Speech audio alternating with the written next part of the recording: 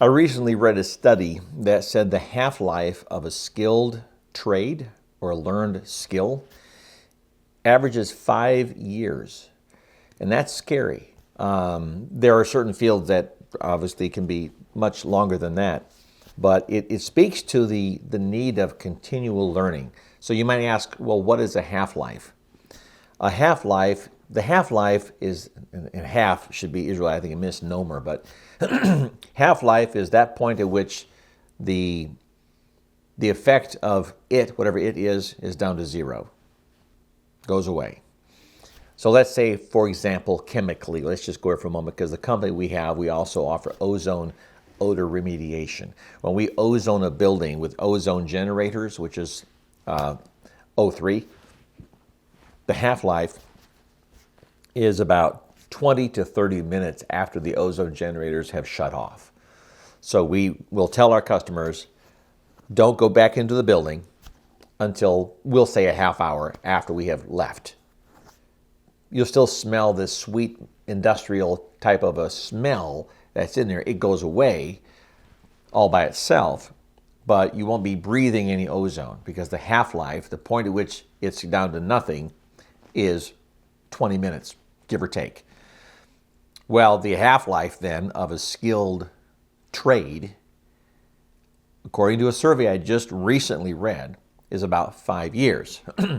So that assumes you've learned a trade and you haven't built upon that learning of that trade, because technology changes, maybe methods change.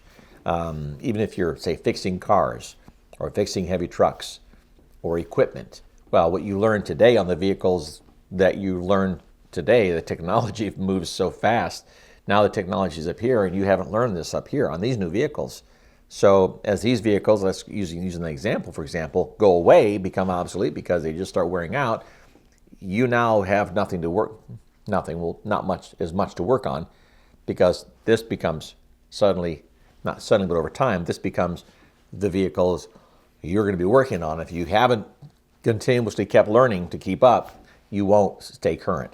So, and that applies across many skilled trades, according to the survey. So, very brief video. If you are a skilled tradesman in any field at all, stay current, continually learn, be on the ball in terms of wanting to stay current, and as technology changes, be willing to change with that technology. And this has been the case for decades and decades.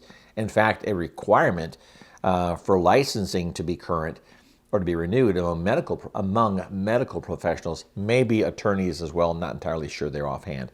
But continuing education units, or CEUs, are a requirement in the medical field, and they have been so for decades, just because they want doctors and nurses and skilled medical professionals to be current, to be always ahead of the curve educationally, because the lives of their patients depend on it. Well, in this case, the life of your career depends on it as well. So look at your career as a patient and be continually learning, improving, getting better, so that you don't have that 5-year half-life, at which point the need for the skill you have today is non-existent, because everybody else is, you're down here, and all the new folks and the folks who are current are up here. You've got to stay up there. So stay with it. Hope this helps you. Hope this wakes you up a little bit, or gives you some insight you may not have had, thinking, hey, I got my training under my belt. I'm in the field. I'm doing great. I know what I'm doing, and I'm good. Well, you are for 5 years. On average, now yours might be different. I get that. But on average, 5 years.